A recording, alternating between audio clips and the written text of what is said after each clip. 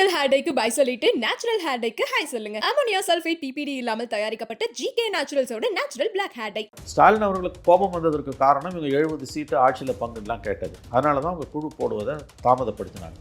நிலைமையை சீர்படுத்துவதற்கு தான் ராகுல் காந்தியை கனிமொழி போய் சந்தித்து பேசினாங்க. அதுக்கு பிறகு நிலைமை சீரடையும் நான் எதிர்பார்த்தேன். மாறா 9 நாட்களுக்கு மேலே ஆகுது, நிலைமை சீரடையல. தனியாக காங்கிரஸ் சைபர்ன்றதை நான் ஒத்துக்கிறேங்க. இந்த 22 வருஷம் வரலாறு மட்டும் எடுத்துக்கோங்க. இந்த 8 தேர்தலில் காங்கிரஸ் இல்லாமல் ஒரே ஒரு தேர்தலில் திமுக ஜெயிச்சதுன்னு சுட்டி காட்டுங்க. இது ராகுல் காந்தியோட ஆசீர்வாதத்தோட, மறைமுக ஆசீர்வாதத்தோட பேசுகிற பேச்சு.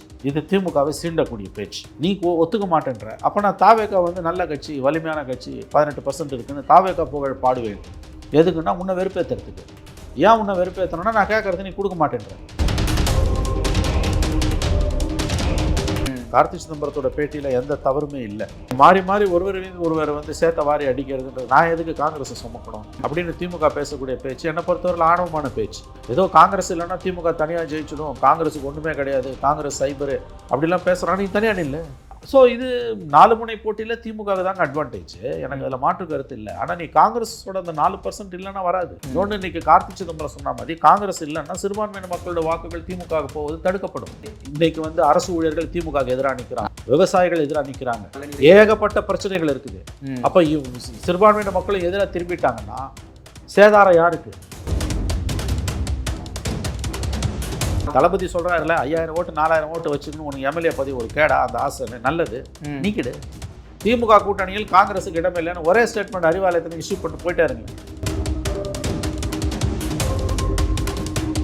இது அசம்பிளி சீட்டு மட்டும் கிடையாது, உள்ளாட்சி அமைப்புகளில் காங்கிரஸை உள்ள வச்சு அழிக்குது திமுக. எல்லா கட்சிகளையும் உள்ள வச்சு அழிக்குது. 21 ஸ்டாலின் ஆட்சிக்கு வந்த பிறகு நடைபெற்ற உள்ளாட்சி தேர்தலில் கூட்டணி கட்சிகள் பலரும் மன விரும்பி தான் இருக்காங்க, உங்களுக்கு தெரியும். அப்போ இதில் கூட்டணியில் இருக்கக்கூடிய கட்சிகளை இழிவுபடுத்துறதுன்றது எந்த விதத்துலையும் இதில் அதிகாரம் வேணுன்ற பாத்தியதை திமுக தான் அதிகம், காங்கிரஸ் ஒன்றும் கிடையாது. சரிங்க, இந்த எலெக்ஷனில் காங்கிரஸ் தனியாக நின்று அல்லது விஜயோட போய் சைபர் ஆகணும், காங்கிரஸுக்கு என்னங்க நஷ்டம்? 60 வருஷமாக அதிகாரத்தில் இல்லை. ஆனால் உங்கள் கதை அது மொத்தத்தில் டேமேஜ் அதிகம்னா திமுகவுக்கு தான் 100%. அதை தான் நான் ரொம்ப கண்ணியமாக ஆங்கிலத்தை தமிழில் சொன்னேன். பாத்தியதை அதிகம். பிஜேபி வெளியில இருந்து காங்கிரஸ் அழிக்குது, திமுக காங்கிரஸை உள்ள வச்சு அழிக்குது, அவ்வளவுதான்.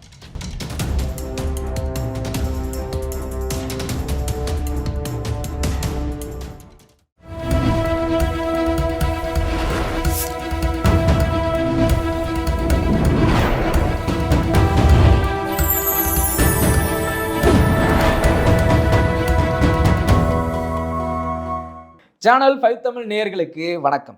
இந்த நேர்காணலில் நம்மோடு இணைந்திருப்பவர் மூத்த பத்திரிகையாளர் திரு மணி அவர்கள். வாருங்கள் அவரோடு பேசுவோம். சார் வணக்கம். சார் வணக்கம் சார். 2026 தேர்தலுக்காக அனைத்து கட்சிகளும் கூட்டணி குறித்து எல்லாமே செட்டில் ஆகிட்டு இருக்கும்போது தருவாயில் இந்த விஜய் தாவேகா மட்டும் இன்னும் கூட்டணி இல்லாமல் தனியாக இருக்குது அப்படின்ற ஒரு கருத்து நிலவிக்கிட்டு இருக்கு. அதே சமயத்தில் காங்கிரஸ் திமுகலேருந்து வெளியே வர்றதுக்காக தான் தாவேகா வெயிட் பண்ணிட்டு இருக்குன்னு ஒரு கருத்துக்களுமே வந்துகிட்டு இருக்கு. இப்போ காங்கிரஸினுடைய நிலைமை என்னவாக இருக்குது?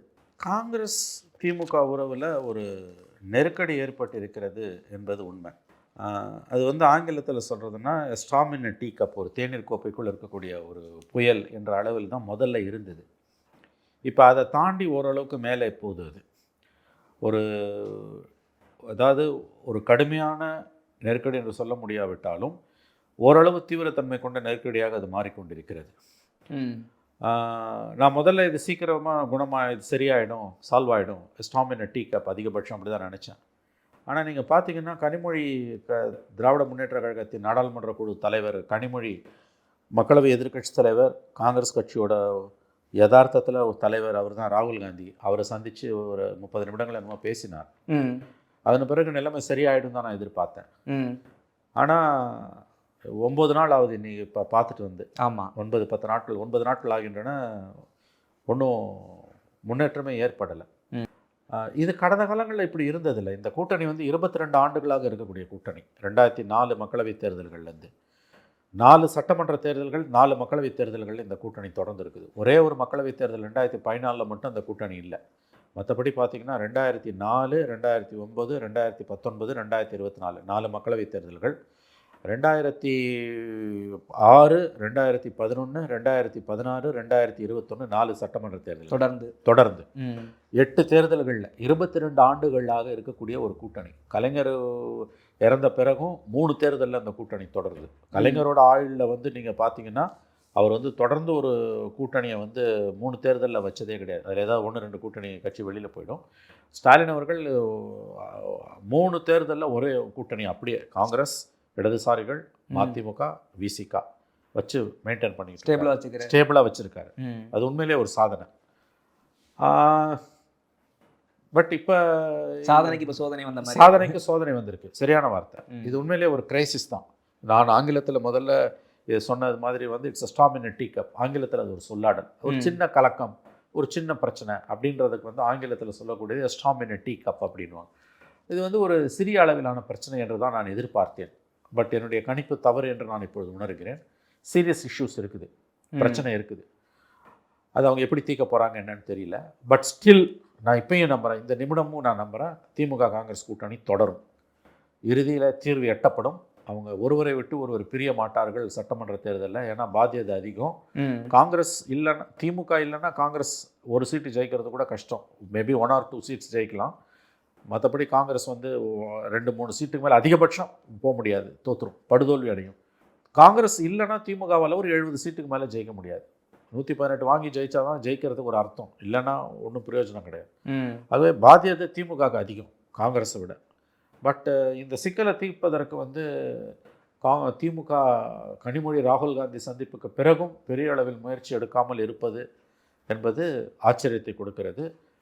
சீரியஸ் இஷ்யூஸ் ஓடிக்கிட்டு இருக்குன்னு மட்டும் நல்லா தெரியுது. திமுக காங்கிரஸ் இடையே பெரிய பிரச்சனை ஏதோ ஓடிட்டு இருக்குன்றது மட்டும் நன்றாக தெரிகிறது. சார், எல்லாமே செய்தியாளர்கள் எல்லாமே கார்த்தி சிதம்பரத்தின் கேள்வி எழுப்பும்போது அவங்க கேள்வியில் அவர் தோற என்ன இருக்குன்னா, நீங்கள் திமுகவோடு பேச்சுவார்த்தை நடத்துறீங்களா இல்லை, ஏன்னா மாற்றாக தாவேக்கா இருக்குன்ற மைண்டை வச்சுக்கிட்டு தான் அந்த கொஸ்டின் எல்லாம் கேட்குறாங்க. அதுக்கு அவர் சொல்லும்போது நாங்கள் 5 பேர் கொண்ட குழுவோட ரெடியாக இருக்கும் பேசுறதுக்கு, ஏன் திமுக இன்னும் தயாராகலை இப்படி ஒரு தொழில யாருமே கேட்டுற மாட்டாங்க கூட்டணி கட்சியில், அது மெயினாக அவருக்கு இருக்கக்கூடிய கட்சியை பார்த்து கார்த்தி சிதம்பரம் ஓப்பனாகவே கேட்குறாரு. அவர் கேட்குறது நியாயங்க, அதில் தப்பே ஒன்றுமே இல்லையே. அப்படி யாரும் கேட்க மாட்டாங்க, நீங்கள் சொல்கிறது தான் தவறு. காங்கிரஸ் என்ன சொல்லிச்சு, நாங்கள் பேச்சுவார்த்தை அமைப்பதற்கு ஒரு குழுவை போட்டிருக்கோம்னுச்சு. திமுக குழுவை போடுங்கன்னு அவங்க 1.5 மாதங்களுக்கு முன்பு பார்த்து சொன்னப்போ ஸ்டாலின் என்ன சொன்னார்னா, ஒரு நாள் இருக்குது அப்போ பார்த்துக்கலான்னார்.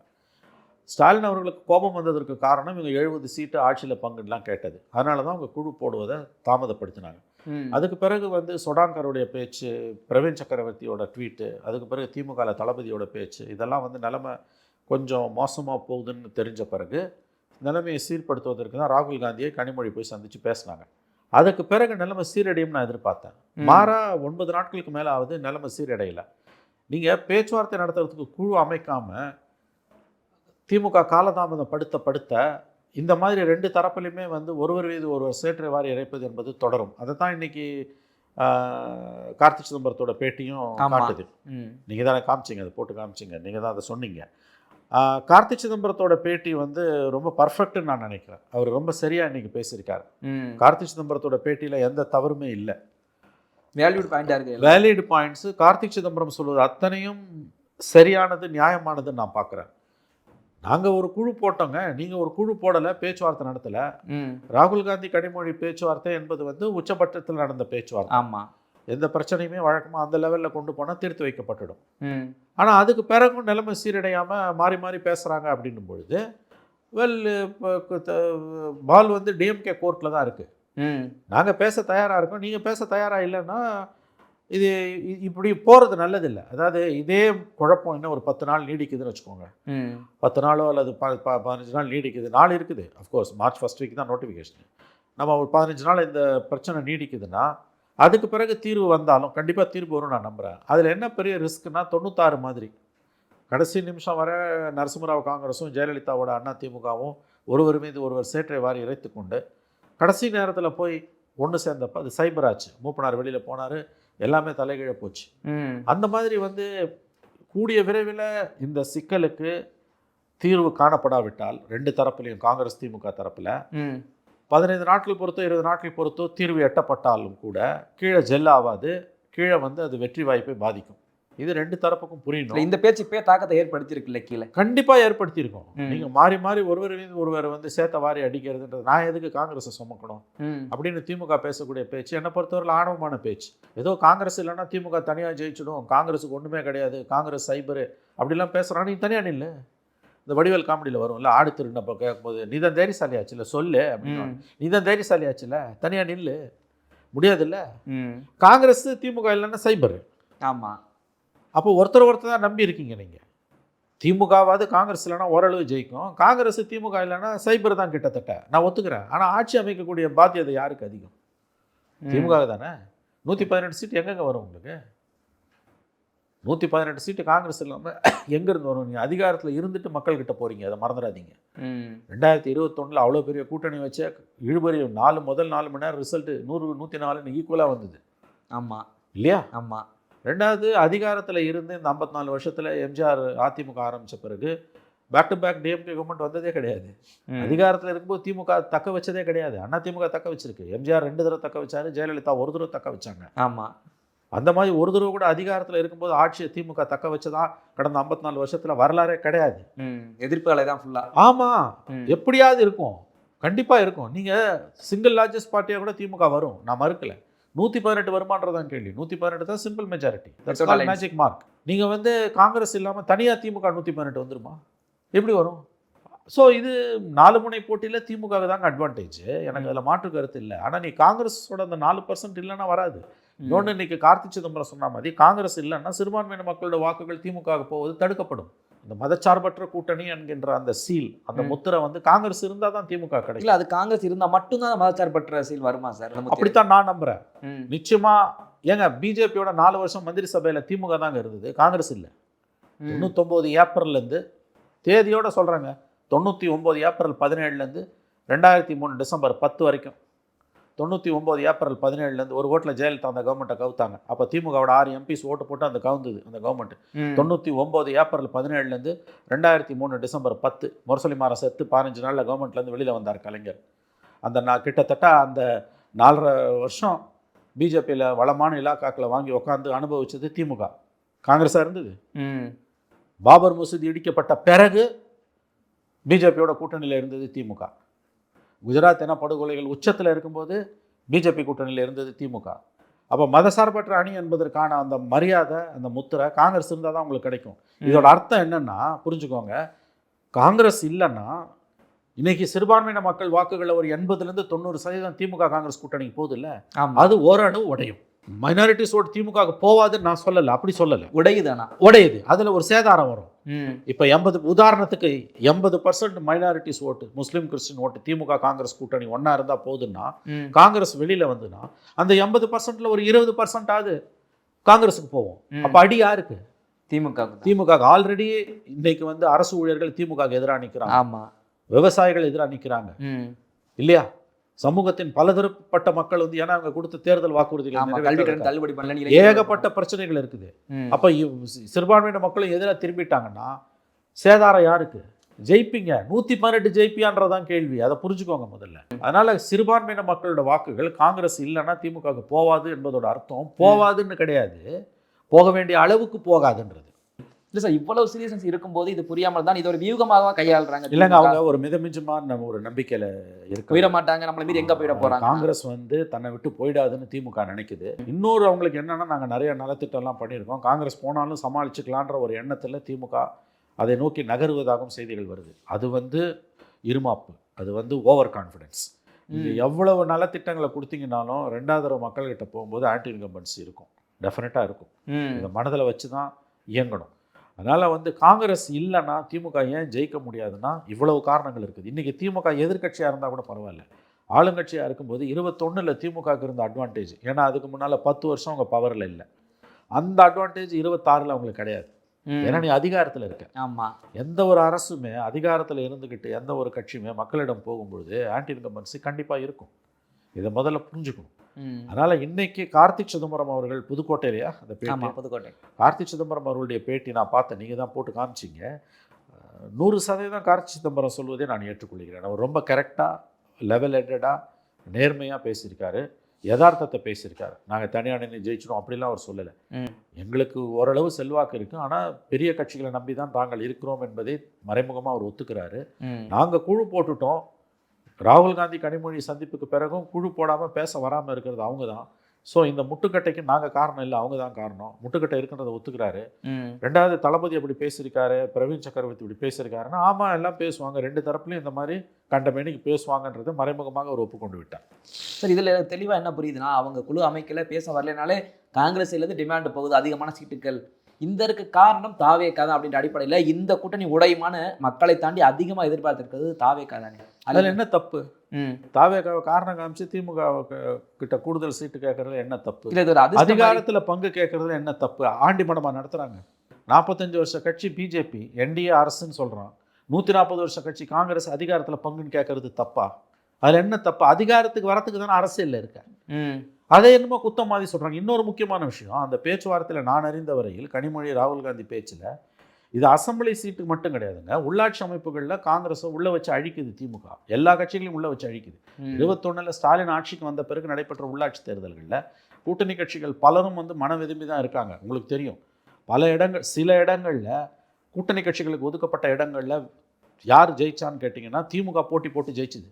ராஜினாமா பண்ணுங்கன்னு ஸ்டாலின் இங்கே அறிவாலயத்துக்கு அழைச்சி சொன்ன பிறகும் சில பேர் ராஜினாமா பண்ணலை. அப்போ முதலமைச்சர் சொன்ன ஸ்டேட்மெண்ட்டு நான் வெட்கி தலை குனிகிறேன்னு சொன்னார். ஞாபகம் இருக்கா உங்களுக்கு? ஆமாம். உள்ளாட்சி அமைப்புகள் ராகுல் கனிமொழி பேச்சில் அதுவும் வந்திருக்குது. ஜனநாயகத்தின் ஆணிவேர் உள்ளாட்சி அமைப்புகள். அப்போ 20% எங்களுக்கு உள்ளாட்சி அமைப்புகளில் அதிகாரம் எங்களுக்கு வந்து சீட்டு வேணும். அது என்னங்க தப்பு? அது எனக்கு புரியல. அது ஏதோ ஒரு கொலை குத்தம் மாதிரி இன்னைக்கு வந்து திமுகவோட வாடகை வாய்கள் பேசுகிறாங்க.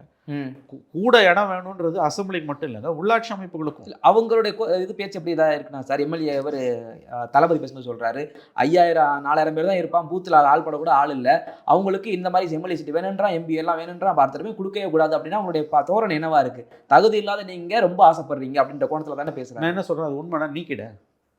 அதானே உண்மை. உனக்கு தகுதியே இல்லை, உனக்கு 5000-4000 ஓட்டு தான் இருக்குது, உனக்கு எதுக்கு இந்த ஆசைன்னு கேட்குறீங்கல்ல. இது வந்து ஒரு பண்ணையார்த்தனம். இது முதல்ல ஒரு வாதத்துக்கு அது வந்து உண்மைன்னே வச்சுப்போம். நீ தான் தைரியசாலியாச்சே, காங்கிரஸை கைட்டிடேன்ற பிரச்சனையே இல்லை உனக்கு, ஏன் கைட்ட மாட்டேன்ற? அப்போ எங்கேயோ ஒரு இடத்துல காங்கிரஸ் இல்லாமல் நீ ஜெயிக்க முடியாதுன்றது உங்களுக்கு தெரியுது இல்லை? பிஜேபி வெளியிலேருந்து காங்கிரஸை அழிக்குது, திமுக காங்கிரஸை உள்ளே வச்சு அழிக்குது, அவ்வளோதான். இது தப்பு ரைட்டுன்னு கூட நான் சொல்லலை. அதுதான் அரசியல். பெரிய மீனை சின்ன மீனை பெரிய மீன் விழுங்கும், வலியது எஞ்சும் இல்லையா? அரசியல்னா என்ன? Art of possible. VP Singh சொன்னது, சாத்தியமானதே செய்து முடிப்பது, அவ்வளோதான். இதில் சரி தப்புன்னு எதுவுமே கிடையாது தம்பி. திமுக காங்கிரஸை நடத்துறதும் திமுக ஆங்கிளில் சரி, எனக்கு கூடுதல் அதிகாரம் வேணும்னு காங்கிரஸ் முரண்டு பிடிக்கிறதும் ரெண்டும் சரி, அவ்வளவுதான். அவரவர் பார்வையில் அவரவர் நியாயங்கள். இதுல வந்து இதுல வந்து திமுகவாக பேசக்கூடிய வாடகை வாய்கள், திமுகவோட தொங்கு சதைகள் தான் வந்து காங்கிரஸ் போட்டு தோச்சு எடுக்கிறாங்க. அவ்வளவு தைரியசாலியா இருந்தனா திமுக கைட்டிடேன்றாங்க. இந்த கேள்வி காங்கிரஸ்ல கேட்டோம், நாங்க சுமைன்னு நினைக்கிறீங்க, விட்டுட்டு போக வேண்டியது தானே அப்படின்னு. அது ரெண்டு பேருமே கேட்க வேண்டியதான். நான் சுமை தானே உனக்கு? தளபதி சொல்றாருல 5000 ஓட்டு 4000 ஓட்டு வச்சுக்கணும், உனக்கு எம்எல்ஏ பதவி ஒரு கேடா? அந்த ஆசை நல்லது, நீக்கிடு. திமுக கூட்டணியில் காங்கிரஸுக்கு இடமே இல்லைன்னு ஒரே ஸ்டேட்மெண்ட் அறிவாலயத்தில் இஷ்யூ பண்ணிட்டு போயிட்டாருங்க. பிரச்சனை முடிஞ்சதில்ல. எது உங்களை தடுக்குது? அப்போ உங்களுக்கு எங்கேயோ தெரியுதுல்ல, கூட்டணி இல்லைன்னா தம்பி ஒன்று ஞாபகம் வச்சுக்கோங்க, கூட்டணி இல்லாமல் யாருமே இந்தியாவில் ஜெயிக்க முடியாது. மோடியிலேருந்து ராகுல் காந்திலேருந்து, ஸ்டாலின்லேருந்து, மமதா பானர்ஜிலேருந்து, சந்திரபாபு நாயுடுலேருந்து, நவீன் பட்நாயக்லேருந்து எல்லா தலைவர்களுமே கூட்டணி இல்லாமல் ஜெயிக்கவே முடியாது. ஒட்டுமொத்த இந்தியாவுமே இதை தயவு செஞ்சு புரிஞ்சுக்கோங்க. 38 கட்சி கூட்டணியோட தான் மோடி நிற்கிறார். பல கட்சிகள் கூட்டணியோட தான் ஸ்டாலின் நிற்கிறார். ஜெயலலிதா கூட 16ல் குட்டி கட்சிகளை வச்சு தான் நின்னாங்க, பெரிய கட்சி இல்லாட்டி கூட. அப்படியே பார்த்தாலும் அது ஒரு அபரேஷன், அது ஒரு விதிவிலக்குகள் விதி அல்ல. கலைஞர் வந்து ஜெயலலிதாவை, எம்ஜிஆர் உயிரோட இருந்த வரைக்கும் கலைஞரால் அதிகாரத்து பக்கமே வர முடியல 10 வருஷம். எம்ஜிஆர் மரணத்துக்கு பிறகு 29 வருஷம் ஜெயலலிதா இருந்தாங்க. அதில் இப்போ 3-4 டேர்ம் இருந்தாங்க. ஒவ்வொரு தடவையும் கலைஞர் வந்து மெகா அலையன்ஸ், ரெயின்போ அலையன்ஸ், வானவில் கூட்டணி அமைச்சு தானே ஜெயலலிதாவை வீழ்த்தினார். அப்போ கூட கடைசியாக அவர் ஆண்ட கட்சி 2006ல் 96 தானே வாங்கினார். மெஜாரிட்டி வாங்க முடியலையே, மைனாரிட்டி கவர்மெண்ட் தானே கடைசி வரைக்கும். ஸ்டாலின் வந்து எத்தனை கட்சியை கூட்டணியாக வச்சு எடப்பாடியை வீழ்த்தினார். அப்போ கூட்டணிகள் இல்லாமல் யாராலையும் ஜெயிக்க முடியாது. அப்போ இதில் வந்து கூட்டணியில் இருக்கக்கூடிய கட்சிகளை இழிவுபடுத்துறதுன்றது எந்த விதத்தில் நியாயம்? இதில் அதிகாரம் வேணுன்ற பாத்தியதை திமுக தான் அதிகம், காங்கிரஸுக்கு ஒன்றும் கிடையாது. சரிங்க, இந்த எலெக்ஷனில் காங்கிரஸ் தனியாக நின்று அல்லது விஜயோட போய் சைபர் ஆகுதுங்க, காங்கிரஸுக்கு என்னங்க நஷ்டம்? 60 வருஷமாக அதிகாரத்தில் இல்லை அது. ஆனால் உங்கள் கதை அது இந்த 5 வருஷம் நீங்கள் பண்ணது, நீங்கள் ஆடின ஆட்டம்லாம் வரும்ல. அது மொத்தத்தில் டேமேஜ் அதிகம்னா திமுகவுக்கு தான் 100%. அதை தான் நான் ரொம்ப கண்ணியமாக ஆங்கிலத்தை தமிழில் சொன்னேன். பாத்தியதை அதிகம்னா, பாத்தியதைன்னா அது என்ன, ஸ்டேக்ஸ் ஆர் வெரி ஹைன்னு வாங்க ஆங்கிலத்தில். திமுக தான் பாத்தியதை அதிகம், காங்கிரஸ் ஒன்றுமே கிடையாதுங்க. என்னங்க இருக்குது காங்கிரஸுக்கு? தான் அடுத்த 2027 மார்ச் வந்ததுன்னா அதிகாரத்தை இழந்த 60 வருஷம் வைர விழா. சுதந்திரத்துக்கு பிறகு முதல்ல அதிகாரத்தை இழந்த மாநிலம் தமிழ்நாடு. இன்னும் 60 வருஷத்துக்கு ஆட்சிக்கு வர வாய்ப்பே இல்லாத மாநிலம் தமிழ்நாடு காங்கிரஸுக்கு. ஆனால் திமுகவுக்கு அதுவும் இந்த 4.5 வருஷம் நீங்கள் பண்ணதெல்லாம் வந்து கலைஞர் கூட இவ்வளோ விளம்பரம் பண்ணிக்கினது கிடையாது இல்லையா?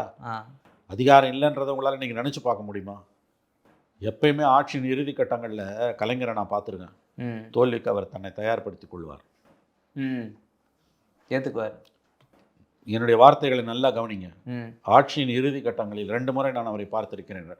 96 2001 ஆட்சி காலத்தின் கடைசி 2001 பிப்ரவரி ஏப்ரல் மே, அதே மாதிரி 2006 2011 பிப்ரவரி ஏப்ரல் மே, இதே காலகட்டம். தோல்விக்கும் தன்னை அவர் தயார்படுத்திக் கொள்வார் மனதளவில். நான் அதோட நிறுத்திக்கிறேன். புரியுதா நான் சொல்றது? புரியுது. அப்போ இது ரங்கராட்டனுங்க. மேலே இருக்கவன் கீழே வருவான், கீழே இருக்கவன் மேலே போவான். நீ எவ்வளவு நலத்திட்டங்களை கொடுத்தினாலும் மக்கள் ஒன்று தூக்கி அடிப்பாங்க. 96 2001 நல்ல கவர்மெண்ட், பெரிய தவறுகள் எதுவுமே நடக்கல. அதுவும் அதுக்கு முந்தின 91 96 ஜெயலலிதாவோட அலங்கோல ஆட்சியோடு ஒப்பிடும்போது 96 2001 ஒரு அருமையான அரசு. ஊழல் வழக்கில் தண்டிக்கப்பட்டு ஜெயலலிதா எம்எல்ஏவாக கூட நிற்க முடியல. ஆமாம். திமுக 32 சீட்டு வாங்கி தோக்குது. 140 சீட்டில் நின்ன அதிமுக 132 சீட்டு ஜெயிக்குது. அப்போ மக்கள் வந்து நீங்கள் நலத்திட்டங்கள்லாம் செய்கிறதால மட்டுமே உங்களை வந்து 2வது முறை ஆளை வாய்ப்பு கொடுத்துருவாங்கன்னு சொல்ல முடியாது. நல்லது செஞ்சிங்கன்னா நல்லது செஞ்சுட்டாங்க, ஒரு மாற்று எதிர்க்கட்சி கொடுப்போமேன்னு கொடுப்பாங்க. தவறு செஞ்சிங்கன்னா 2006 11 மாதிரி அலங்கோல ஆட்சி, லேண்ட் கிராபு, வயலன்ஸு, ஊழல், 2G கரப்ஷனு தூக்கி அடிப்பாங்க. ஸோ எப்படி பண்ணாலும் ஆட்சி மாற்றம் என்பது உறுதி. அதையும் மீறி வருவது என்பது வந்து அது அவங்களோட அதிர்ஷ்டத்தை பொறுத்த விஷயம்.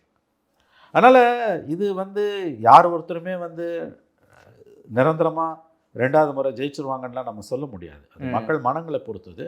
இது சரியான உதாரணம் ரங்கராட்டனம். கீழே இருக்கும் மேலே போவான், மேலே இருக்கும் கீழே வருவான். இல்லை, அதே நேரத்தில் பிரவீன் சக்கரவர்த்தி பேசும்போது தாவேக்காவே குறிப்பிட்டு பேசுகிறார். இது வந்து அதிமுகவே பின்னுக்கு தள்ளிட்டு தாவேக்கா முன்னாடி வரும்னா போட்டியே தாவேக்காவுக்கு திமுகவுக்கு வர்ற மாதிரி தான் இருக்குது. இப்படிப்பட்ட ஒரு சூழ்நிலையில் கூட்டணி யாரோட போனாலும் நமக்கு ஃபேவர்ன்ற அடிப்படையில் தான் காங்கிரஸ்ல இருந்து நபர்கள் இப்படி கருத்துக்களை தெரிவிக்கிறாங்களா? ஏன்னா அது ஒரு பார்வையை பார்க்க வேணும்ல. தாவேக்கா வந்து வெயிட் பண்ணிட்டு இருக்கு. காங்கிரஸ் வெளியே வந்துட்டு நம்ம தான் ஒரு ஆப்ஷன், வேறு ஆப்ஷனே கிடையாது. அப்போ நம்ம மட்டும்தானா அவங்களுடைய பலம்? ஏன்னா இப்போ வேட்புமனு தாக்கெல்லாம் மாநிலத்தை கொடுக்குறாங்க, 50,000 மணி ஒரே நாளில் போயிருச்சுன்னு அவங்களே சொல்கிறாங்க. இதெல்லாம் வச்சு பார்க்கும்போது சரியா வரும்? அதிமுகவுக்கு மாற்ற பின்னுக்கு தள்ளி வர வாய்ப்பு இருக்கா? இதை பாருங்க, பிரவீன் சக்கரவர்த்தி பேசுறது எல்லாம் ராகுல் காந்தியோட மறைமுக ஆசீர்வாதத்தில் பேசுகிற பேச்சு. இதை புரிஞ்சுக்கோங்க. ராகுல் காந்தியோட மறைமுகமான ஆசீர்வாதத்துக்கு பிறகு தான் பிரவீன் சக்கரவர்த்தி தொடர்ந்து இப்படி பேசுகிறார். கனிமொழி ராகுல் காந்தி சந்திப்புக்கு பிறகும் பிரவீன் சக்கரவர்த்தி தொடர்ந்து பேசுகிறார். கரெக்டா? ஆமாம். இது ராகுல் காந்தியோட ஆசீர்வாதத்தோட மறைமுக ஆசீர்வாதத்தோட பேசுகிற பேச்சு. இது திமுகவை சீண்டக்கூடிய பேச்சு. எனக்கு கூட சீட்டு கொடு, 25 சீட்டு கொடுத்துட்டு என்ன நீ லாஸ்ட் டைம் சுருக்கின மாதிரி சுருக்க முடியாது. எனக்கு கூட சீட்டு வேணும், அதிகாரத்தில் பங்கு வேணும், உள்ளாட்சி அமைப்புகளில் 20% வேணும். இது என் கோரிக்கை. இதை நான் வலியுறுத்துவேன். நீ ஒத்துக்க மாட்டேன்ற. அப்போ நான் தாவேக்கா வந்து நல்ல கட்சி, வலிமையான கட்சி, 18% இருக்குன்னு தாவேக்கா புகழ் பாடுவேன். எதுக்குன்னா உன்னை வெறுப்பேற்றுறதுக்கு. ஏன் உன்னை வெறுப்பேற்றணும்னா நான் கேட்குறது நீ கொடுக்க மாட்டேன்ற. நான் சொல்கிறது ஏன் கருத்து கிடையாது. பிரவீன் சக்கரவர்த்தின்றவரை யாருக்காவது தெரியுமா? இன்றைக்கி தொடர்ந்து அவரை பற்றி எல்லாரும் பேசுகிறாங்க. ஆமாம். அவர் சர்டிஃபிகேட் கொடுக்குறாரு 18% சீட் இருக்குன்னு. ராகுல் காந்தியோட ஆசீர்வாதம் இல்லாமல் அவர் இந்த மாதிரியான பேச்சுக்களெல்லாம் பேச மாட்டார் என்பது அரசியல் அறிந்தவர்களுக்கு புரியும். அதையும் மீறி புரியலன்னா அவங்கள நம்ம ஒன்றும் செய்ய முடியாது. இதில் சரி தப்புன்னு எதுவுமே கிடையாதுங்க. இந்த அளவுக்கு நிலைமை போயிருக்கக்கூடாது. நான் அதை தான் சொல்கிறேன். 22 ஆண்டுகளாக இருக்கக்கூடிய கூட்டணி, 8 தேர்தல்களை சந்தித்த கூட்டணி, 4 சட்டமன்ற தேர்தல்கள், 4 மக்களவைத் தேர்தல்களை சந்தித்த கூட்டணி இன்றைக்கு ஒரு சிக்கலில் மாட்டி இருக்கிறது. நான் ஒப்புக்கொள்கிறேன். தனியாக காங்கிரஸ் சைபர்ன்றதை நான் ஒத்துக்கிறேங்க. இந்த 22 வருஷம் வரலாறு மட்டும் எடுத்துக்கோங்க. இந்த 8 தேர்தலில் காங்கிரஸ் இல்லாமல் ஒரே ஒரு தேர்தலில் திமுக ஜெயிச்சதுன்னு சுட்டி காட்டுங்க. காங்கிரஸ் இருந்து தோற்றுருக்குது. ஆமாம். ஆனால் காங்கிரஸ் இல்லாமல் அது ஜெயிச்சிருக்குதா? 2014 தனித்தனியாக நின்னாங்க, 2 பேரும் சைபர் ஆனாங்க. ஆமாம், 2 பேரும் சைபர். நீயும் சைபர், நானும் சைபர். அப்போ நீங்கள் இதுதான் யதார்த்தம் பொழுது ஏகடயம் செய்வது, நக்கல் பண்ணுறது, இழிவுபடுத்துறது, உனக்கு 4000 ஓட்டு இல்லை, 5000 ஓட்டு இல்லை, கைட்டுடு. ரொம்ப சிம்பிள் இல்லை, பாரம் தானே. காங்கிரஸை திமுக சுமக்குதுன்னா திமுகவை யார் சுமக்குறா? ஆக இவ்வளோ விஷயங்கள் அதுக்குள்ளே இருக்குது. அதிகாரம் இன்னைக்கு திமுக கிட்ட இருக்குது. இல்லை, அதிகாரத்தை மையப்படுத்தா சார் இவங்க எல்லாமே ஓடிக்கிட்டு இருக்காங்க. அதே சமயத்தில் அதானுங்க அரசியல். இல்லை, அந்த அதிகாரம் நம்ம கைக்கு வரணும்னா அதுக்கான வேலைகளை பார்க்கணும். கூட்டணி கட்சியில் சமாதானம். அதை விட்டுட்டு இன்னைக்கு விருதுநகர் இளைஞரணி மாநாடு ஒரு பக்கம் போடுறாங்க. அதே நேரத்தில் இந்த அதிகாரம்ன்ற கோட்பாட்டை சொல்கிறேன். இன்றைக்கு சத்துணவு ஊழியர்கள் ஒரு பக்கம் போராட்டம், ஆசிரியர்கள் போராட்டம், எல்லாருமே போராட்டம் பண்ணி ஒரு நாள் மட்டும் சென்னையில் ஒரு 5-6 இடத்துல போராட்டம் நடக்குது. இந்த போராட்டங்களை பார்க்கும்போது தெரிய வேண்டாம், நமக்கு எதிர்ப்பு பயங்கரமா இருக்கு. இந்த நேரத்துல ஏன் இப்படி நம்ம பகச்சிட்டு இது ஒரு பக்கம் நம்ம ஏன் கொண்டு பண்ணுவானே? அருமையான கேள்விங்க. நீங்க வந்து விருதுநகர்ல நீங்க இளைஞர் அணி மாநாடு நடத்துறீங்க. ஆமா. விருதுநகர்லையா? ஆமா. இன்னைக்கு வந்து சென்னை மாநகரில் மட்டும் அழகா சொன்னீங்க, 5 இடத்துல போராட்டம் நடக்குது. சமூகத்தின் பலதரப்பட்ட மக்கள் வந்து இன்னைக்கு இந்த அரசுக்கு எதிராக போராடிக்கிட்டு இருக்காங்க. அதை பார்க்கும்போது தெரியணும், நிலைமை வந்து நிலவரம் கலவரம் ஈஸியாக ஒன்றும் ஜெயிச்சிட முடியாது. 21 ஜெயிச்சது 10 வருஷம் அதிகாரத்தில் இல்லை, அதனால ஜெயித்தோம். இந்த தடவை அப்படி கிடையாது. ஒன்று நாம் தோற்று போவோம், இல்லைன்னா வந்து யாருக்கும் மெஜாரிட்டி இல்லாமல் ஒரு தங்கு சட்டமன்றம் வரும்ன்ற யதார்த்தம் புரியணும்.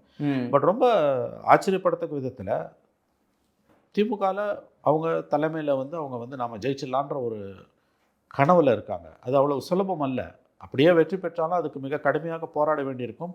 அவ்வளவு சுலபமான விஷயம் அல்ல 2வது முறையாக ஆட்சியை தக்க வைத்துக் கொள்வது என்பது. கடந்த 2 மாதங்களாக பார்த்தீங்கன்னா ஏதாவது ஒரு இடத்துல தொடர்ந்து போராட்டங்கள் நடந்துக்கிட்டே இருக்குது.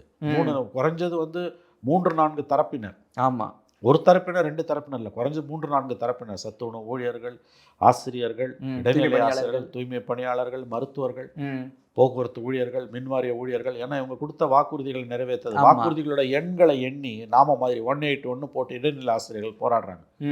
திரும்ப திரும்ப அரெஸ்ட் பண்ணி உள்ள வைக்கிறீங்க, திரும்ப திரும்ப வந்து போராடுறாங்க. அவன் வாழ்க்கைக்காக அவன் போராடுறான். ரொம்ப அழகாக சொன்னீங்க. இன்னைக்கு நீங்கள் இளைஞரணி மாநாடு நடத்துறீங்க, ஆனால் உங்கள் தலைநகரத்தில் வந்து நீங்கள் இவ்வளோ பேர் போராடுறாங்க. அப்போ நிலவரம் கீழே மோசமாக இருக்குது. அந்த இடத்துல வந்து கூட்டணி கட்சிகளையும் கழட்டி விட்டுட்டு எப்படி நீங்கள் ஜெயிப்பீங்க? நல்ல கவர்மெண்ட்டுங்க 96-2001. அதுவும் 91-96 பார்த்தவங்களுக்கு 96-2001. ஏன்னா நான் 2ஐயும் பார்த்தவன். அந்த கவர்மெண்ட்டை தோக்கடிச்சாங்க மக்கள். அது ஒரு சரியான ஒரு படிப்பினை. எந்த அரசாங்கமாக இருந்தாலும் நீ எவ்வளவு ஒரு நல்ல அரசை கொடுத்தாலும் ஒரு மாற்றம் வேண்டும்னு மக்கள் நினச்சிட்டாங்கன்னா நீ நல்லது பண்ணாலும் தூக்கி அடிப்பாங்க. 91-96 அலங்கோல ஆட்சி, ஜெயலலிதாவோட அலங்கோல ஆட்சி. அது தூக்கி அடித்தாங்க ஜெயலலிதாவை. அதே ஜெயலலிதாவை 2001 திரும்ப கொண்டு வந்து உட்கார வைக்கிறாங்க. இத்தனைக்கு அந்த அம்மா டிஸ்குவாலிஃபைடு, கன்விக்ஷன், 2 கேஸில் கன்விக்ஷன். ஆனாலும் கொண்டு வந்து உட்கார வைக்கிறாங்க. பெரிய தவறு எதுவுமே அவர் செய்யலை. கலைஞர் 96-2001 அவர் தோக்கடிச்சாங்க அன்னைக்கு. எனக்கு நல்லா ஞாபகம் இருக்குது. அது வந்து 2001 மே 13 ஒரு ஞாயிற்றுக்கிழமை. அப்போ ஏஎன்ஏ செய்தி நிறுவனத்தில் இருக்கேன். அவர் வீட்டு மாடியில் நாங்கள் கோபாலபுரத்தில் நாங்கள் ஒரு 5 செய்தியாளர்கள் அவரை பார்க்குறோம். நான் காலடியில் அப்படி உட்காந்துருக்கேன். அப்போ அவர் வந்து திடீர்னு அப்போ வந்து பணப்பழக்கம் இல்லை, அதான் இந்த கவர்மெண்ட் தோற்றது காரணம்லாம் ஏதோ ஒரு கேள்வி வந்து, ஆமாம்மா இனிமேல் பணப்பழக்கம் அதெல்லாம் நல்லா வந்துடும் அப்படின்னாரு. அப்படி சொல்லிவிட்டு அந்த ராஜினாமா கடிதத்தை வந்து ஃபேக்ஸ் பண்ணுறதுக்கு சண்முகநாதன் கொண்டு வந்து நீட்டுறாரு. அதை கழுத்து போட்டு கொடுத்துட்டு அந்த பேனாவை எடுத்து இப்படி வச்சுக்கிட்டு அப்படி திரும்பி நான் காலடியில் அப்படி உட்காந்து கேட்டார், நான் என்னையா தப்பு பண்ணேன் அப்படின்னாரு. என்னால் மறக்கவே முடியாது. நான் என்னையா தப்பு பண்ணேன்னாரு. ஒரு நல்ல அரசு அது. 96-2001 பெரிய தவறுகள் எதுவுமே நடக்கல. அந்த அரசாங்கத்தை மக்கள் வீட்டுக்கு அனுப்பாங்க. 2006-11 அலங்கோலமான அரசு. லேண்ட் கிராபு, கரப்ஷனு, வாரிசு அரசியல் தலை பிச்சுக்கிச்சு. அதுதான் 10 ஆண்டுகள் தொடர்ந்து. அதனால தான் 10 வருஷம் வர முடியல. But 96-2001 was a good government. அதுவும் அது 91-96 ஜெயலலிதாவோட ஆட்சியோடு ஒப்பிடும்போது அந்த அரசாங்கத்தை மக்கள் வீட்டுக்கு அனுப்புனாங்க. அது எப்படி? ஜெயலலிதா வந்து 960 + 34 94 சீட்டை கூட்டணி கட்சிகளுக்கு பிரித்து கொடுத்தாங்க. காங்கிரஸ், தமிழ் மாநில காங்கிரஸ், 2 இடதுசாரிகள், விசிகான்ற இவங்க பாட்டாளி மக்கள் கட்சி, 5 பெரிய கட்சிகளுக்கும் 10 குட்டி கட்சிகளுக்கும் பிரித்து கொடுத்துட்டு கண்டெஸ்ட் பண்ணதே 140. 118 தான் மேஜிக் நம்பர். 140 போட்டு 132 ஜெயிச்சாங்க. அந்த அம்மா டிஸ்குவாலிஃபைடு. அவசரமாக அடுத்த நாள் போய் முதலமைச்சராக பதவி ஏற்று அப்புறம் 3.5 மாதம் போது சுப்ரீம் கோர்ட் அது பதவி ஏற்று செல்லாதுன்னு சொல்லி அப்புறம் தான் ஓபிஎஸ் ஃபர்ஸ்ட் டைம் வந்தார் சிஎம்.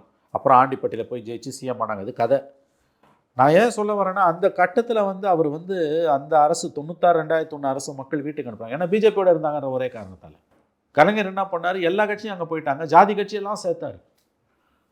ஜாதி கட்சியெல்லாம் 2 சீட்டு கேட்டவனுக்கு 4 சீட்டு கொடுத்தாரு. அன்னைக்கு வாரி வழங்கினார் அன்னைக்கு. என்னால் மறக்க முடியாத காட்சி அது. அப்படின்னு கையெழுத்து போட்டு சண்முகநாதன் கிட்ட கொடுத்துட்டு ரெசிக்னேஷன் லெட்டர் அப்படி திரும்பி வச்சுட்டு நான் என்னையா தப்பு பண்ணேன் அப்படின்னாரு. கலைஞர் அந்த வார்த்தை இன்னைக்கு இவங்க எடுத்துக்கணும்ல, கண்டிப்பாக எடுத்தாதான். இல்லைன்னா அவ்வளோ பெரிய தலைவருங்க அவர். அவரோட விரோதிகள், அவருடைய எதிரிகள் கூட வந்து அவரோட திறமையை, அவரோட ஆற்றலை வந்து குறைச்சி மதிப்பிட மாட்டாங்க. திமுகவை பிடிக்காதவன், திமுகவை வசைபாடுபவன் கூட வந்து கலைஞரோட ஆற்றலை, கலைஞரோட அந்த அரசியல் மதிநுட்பத்தை குறைச்சி மதிப்பிட முடியாது. ஏன்னா அவர் சந்தித்த எதிரிகள் எல்லாம் இந்திய அரசியலே அப்படிப்பட்ட எதிரிகளை யாரும் சந்தித்ததில்லை. யார்? இந்தியாவோட மாபெரும் தலைவர்கள் அவரோட எதிரிகள். யார்? நேரு, இந்திரா காந்தி, ராஜீவ்காந்தி, எம்ஜிஆர், ஜெயலலிதா. யோசிச்சு பாருங்க. எப்பேற்பட்ட ஆளுமைகள்னு. அவங்களுக்கு எதிராக ஃபைட் பண்ணி கட்சியை கொண்டு வந்து நிறுத்தி கட்சியில் அவரே வந்து தோத்தார்ல, அவரோட ஆட்சியை வீட்டுக்கு அனுப்பப்பட்டதில்லை. அதனால் இது வந்து இவங்க வந்து ஏதோ நாங்கள் நல்ல திட்டங்களை கொடுத்துட்டோம். இப்போ நீங்கள் அழகாக சொன்னீங்க, இன்றைக்கி வந்து மாநிலத்தோட தலைநகரத்தில் இவ்வளவு போராட்டங்கள் நடக்குது, நீங்கள் இளைஞரணி மாநாடு நடத்துகிறீங்க. அப்போ ஏதோ கனவுலகில் நீங்கள் வாழ்ந்துட்டு இருக்கீங்க. வெறும் சாதனைகளால் மட்டுமே நீங்கள் வாழ்ந்துட முடியாது. சாதனைகள் செய்தாலும் வீட்டுக்கு அனுப்பப்படுவீர்கள், வேதனைகள் மிகுந்தாலும் வீட்டுக்கு அனுப்பப்படுவீர்கள். அதற்கு உதாரணம் 2001. சாதனைகள் இருந்தாலும் வீட்டுக்கு அனுப்பப்படுவீர்கள், வேதனைகள் மிகுந்தாலும் வீட்டுக்கு அனுப்பப்படுவீர்கள் 2011. சாதனைகள் இருந்தால் கூட 2001 போயிட்டு 2006 வர முடிஞ்சுது. ஆனால் நீ 2011 போயிட்டு 21 தான் வர முடிஞ்சுது. டிஃபரன்ஸ் இருக்குல்ல. கார்த்தி சிதம்பரத்தோட இன்றைய பேட்டி என்பது என்னை பொறுத்தவரையில் ரொம்ப ரொம்ப சரியாக பர்ஃபெக்டான ஒரு பேட்டி. அதில் வந்து கூடுதல் குறைவு எதுவுமே இல்லை. அவர் தன் பலம் எதிரியோட பலம் எல்லாத்தையும் அளந்து தான் பேசுகிறார். நாங்கள் தனியாக நின்னா காங்கிரஸ் ஆட்சியை பிடிச்சிடும் அப்படிலாம் எதுவுமே அவர் சொல்லலை. தங்களுடைய குறைகளும் தங்களுடைய பலவீனங்களும் காங்கிரஸோட பலவீனங்கள் அவருக்கு நன்றாகவே தெரிகிறது. நாங்கள் 67லேருந்து ஆட்சியில் இல்லைங்கன்னு தான் அவர் சொல்கிறார். கனிமொழி ராகுல் சந்திப்புக்கு பிறகும் பேச்சுவார்த்தைக்கு குழு போடலைன்றதெல்லாம் அவர் சொல்லக்கூடிய முக்கியமான பாயிண்ட்ஸு. பட் இப்போ என்ன ப்ராப்ளம்னு கேட்டிங்கன்னா, தங்களுடைய சாதனைகளை பற்றிய திமுக அரசாங்கத்தோட மிதமிஞ்சிய மதிப்பீடு இருக்குல்ல, அது அவங்கள எந்த இடத்துல போய் நிறுத்திருக்குன்னா, எந்த கட்சி தங்க கூட இல்லைனாலும் தாங்க ஜெயிச்சிடலாம் அப்படின்ற ஒரு இருமாப்பை அவர்களுக்கு ஏற்படுத்தி இருக்கிறது. தவறு செய்கிறார்கள். அதற்கு சரியான உதாரணம் 2001 இவர்கள் நினைவு கூர்ந்தால் இந்த தவறை செய்ய மாட்டார்கள். என்னுடைய பல்வேறு கேள்விகளுக்கும் நேரத்தை வரைக்கும் பதில் தந்துக்கிறோம். நன்றி சார். தொடர்ந்து பேசுவோம். நன்றி சார்.